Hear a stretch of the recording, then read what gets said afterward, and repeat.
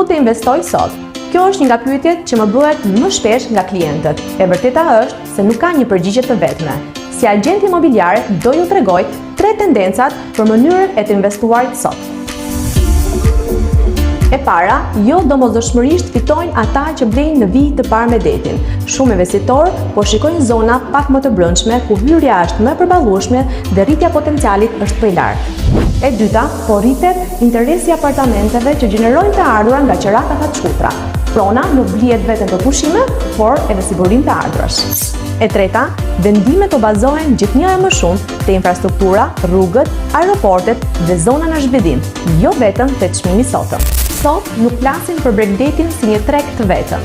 Saranda, Vlora, Himarak, Samili dhe Dërmiu kanë profile të ndryshme investimi.